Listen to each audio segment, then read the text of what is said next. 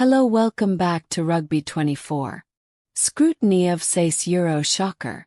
The results and key scoring stats show how South Africa's top teams regressed in the latest edition of the Champions Cup. The Bulls and Sharks recorded one win apiece across the 2024-25 Champions Cup pool phase and failed to qualify for the Champions Cup playoffs for the first time. Both will have the opportunity to redeem themselves in the Challenge Cup knockout phase. The Stormers, who ended their recent campaign at the bottom of Pool 4, will take no further part in either European competition.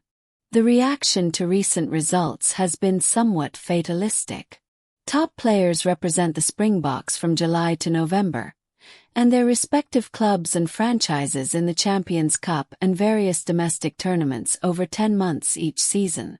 The situation has been exacerbated by the extensive travel schedule, and there's reason to believe that a South African side will never win the Champions Cup unless the format is changed or a global season is implemented. Perhaps that is why there's been a collective shrug of the shoulders in some quarters following some desperately poor results in this year's tournament. Some of the coaches have expressed their disappointment, but have called for stakeholders to move on, as if such an epic failure doesn't warrant further scrutiny.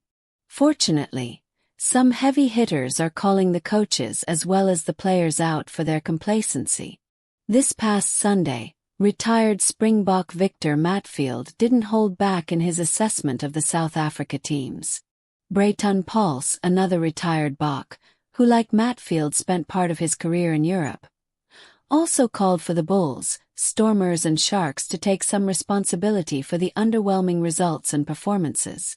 It needed to be said because while the scheduling challenges continue to hold South African teams back, the respective franchises have been unacceptably poor in recent months.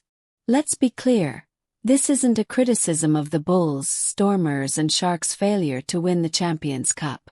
This is a criticism of their inability to qualify for the first round of the playoffs.